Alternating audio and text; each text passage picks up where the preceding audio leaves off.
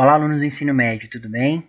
Nós estamos na semana 1 do nosso PET de Educação Física, volume 5. Nesse vídeo específico, eu tratarei apenas da correção das atividades dessa semana, tá bem? Então, bora lá! Barcelona é uma cidade da região da Catalunha, na Espanha. Ao receber as Olimpíadas de 1992, a cidade se preparou, mudando radicalmente todas as suas estruturas. Após os Jogos, a cidade se tornou moderna e um importante polo turístico da Espanha.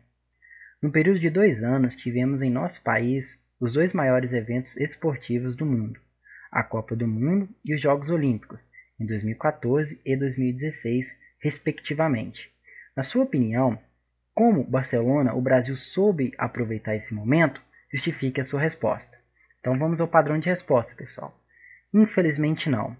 Grande parte das metas de legados presente no dossiê de candidatura dos Jogos Olímpicos Rio 2016 ficou apenas no papel, infelizmente. Na prática, o que se viu foram obras inacabadas, estruturas sem utilidades, os famosos elefantes brancos, e uma grande dívida para a cidade e o estado do Rio de Janeiro.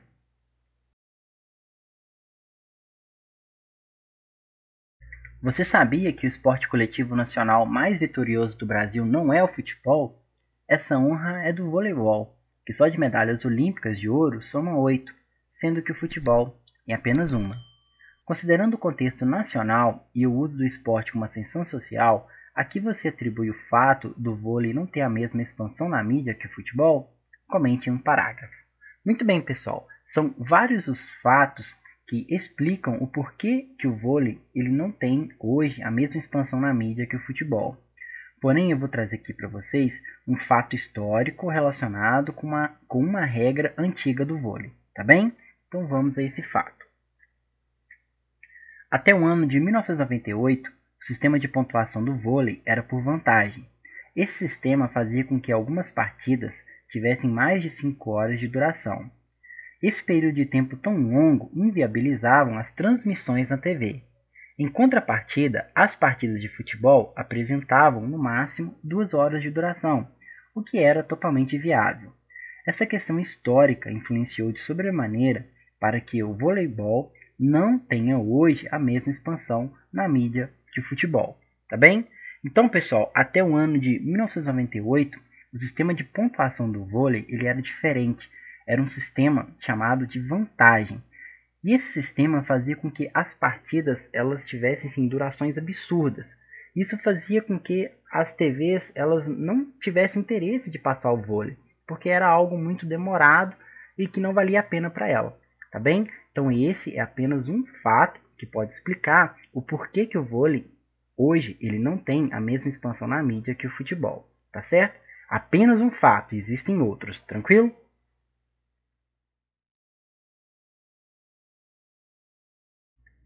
A desigualdade social no país é gritante, sendo o Brasil considerado um dos países mais desiguais do mundo. Sendo o futebol como uma chance importante de ascensão social, muitos depositam toda a sua energia no intuito de se tornar jogador profissional.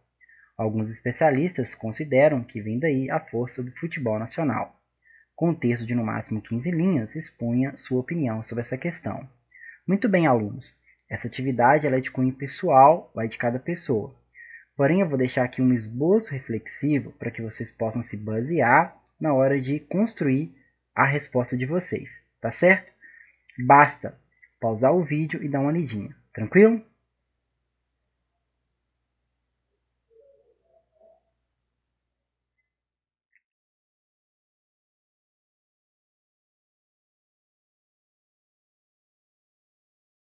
Numa comparação entre as competições atuais e as antigas Olimpíadas, assinalize a alternativa que apresenta uma informação incorreta. Alternativa A. Na Grécia Antiga, os vencedores das competições se transformavam em autênticos heróis e eram conduzidos às suas cidades em carros puxados por imponentes cavalos. Alternativa A está correta, pessoal. Vamos para B. Quase sempre, os campeões das cidades-estados tinham regalias para o resto de suas vidas, já que os gregos acreditavam que deviam a eles a extinção da peste terrível, pois seus feitos acalmavam a ira dos deuses do Olimpo. A letra B também está correta, pessoal. Vamos para C. Atualmente, os Jogos Olímpicos se dividem em Olimpíadas de Verão e Olimpíadas de Inverno. As de verão ocorrem em uma grande cidade e as de inverno em uma área montanhosa coberta de neve. A letra C também está correta, pessoal. Vamos para a letra D. Quando os romanos incorporaram à sua cultura as tradições gregas, os jogos mudaram de cenário. A explicação era que os dois povos tinham ideias bem diferentes a respeito do esporte. Para os gregos, importava mais o espetáculo em si. Quer dizer, as competições valiam mais como uma festa para se assistir. Para os romanos, importava a participação de qualquer pessoa, com a saúde e disposição para correr, arremessar discos, mesmo que não fosse uma campeã. Essa afirmativa está incorreta, pessoal. Na verdade, aqui inverteu. Os romanos acreditavam que o esporte era apenas para assistir, não tinha tanta importância. Era mais mesmo como se fosse uma espécie de um entretenimento. Já os gregos, não. Os gregos, eles acreditavam na participação de todas as pessoas, que todos podiam participar para poder homenagear Deus. Levava o esporte e a Olimpíada muito a sério. Então, de cara, já mostro para vocês que a alternativa correta é a letra D. Mas vamos ler a letra E para a gente analisar ela também. Há registros de que os próprios imperadores, de vez em quando, tomavam parte em algumas provas para satisfazer sua vaidade. E, é claro, ganhavam de qualquer jeito, com manipulações deles mesmos ou empurrão daqueles que os cercavam.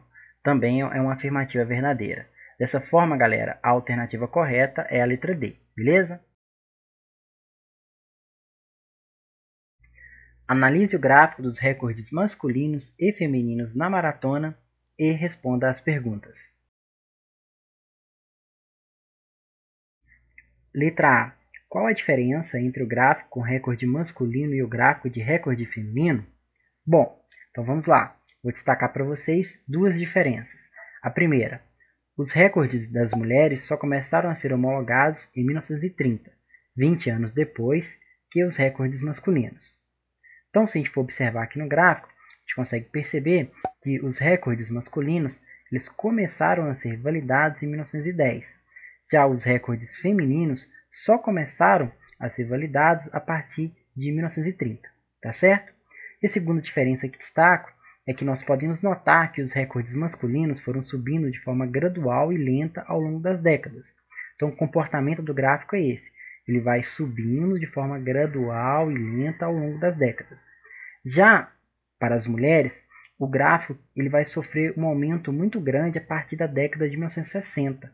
Então a gente observa o gráfico, ele vem aqui, ó, 1930, 1940 estável, 50. Quando chega por volta de 1960, ele vai sofrer um aumento muito grande, até chegar, né, à década de 2000.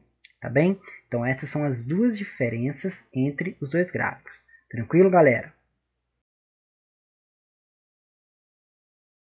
Letra B. Em seu ponto de vista, a redução do tempo entre as décadas de 1910 e 2014 se deve a quais parâmetros? Comente um parágrafo. Muito bem, pessoal. Se deve aos seguintes parâmetros: à profissionalização do esporte, aos avanços na metodologia de treinamento, aos avanços nas pesquisas relacionadas com o desempenho físico, aos avanços tecnológicos nos materiais esportivos e etc. Letra C. Faça um comparativo no tempo dos atletas masculinos e femininos. Em qual década começou a validação do recorde feminino? Muito bem, pessoal, vamos ao padrão de resposta. Em 1930, quando os recordes das mulheres começaram a ser validados, a diferença em relação aos homens era de mais de 1 hora. Atualmente, essa diferença caiu para incríveis 13 minutos. Muito bem, galera, a resposta da letra C é apenas isso, nada mais, nada menos. Letra D. O tempo de prova feminino no decorrer das décadas diminuiu enquanto o seu tempo? Aponte uma justificativa para essa diminuição. Muito bem, vamos ao padrão de resposta. Sim, diminuiu. Conforme podemos perceber no gráfico, os recordes femininos sofreram um aumento abrupto a partir da década de 60. Foi justamente a partir dessa década que as mulheres começaram de forma bem lenta a serem aceitas no âmbito da maratona. A título de curiosidade, a estreia da maratona olímpica feminina só ocorreu em 1984, 88 anos depois da estreia masculina. Letra E. Se for possível, pesquise de qual país é a nacionalidade desses corredores e quais fatores fisiológicos podem ser definidos para o sucesso dos atletas nessa prova. Então vamos ao padrão de resposta. Ambos os atletas são quenianos. Esses atletas possuem uma capacidade de produção de energia aeróbia extraordinária, ou seja, eles conseguem captar, transportar e utilizar uma quantidade muito grande de oxigênio para a produção de energia. Além disso, eles possuem todo um biotipo que favorece correr gastando menos energia que seus adversários. Isso é chamado de economia mecânica. Bom, alunos, essa foi a correção da semana 1 do nosso PET de Educação Física, volume 5.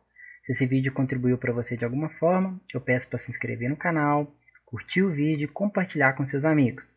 Forte abraço e até semana que vem. Estou esperando vocês.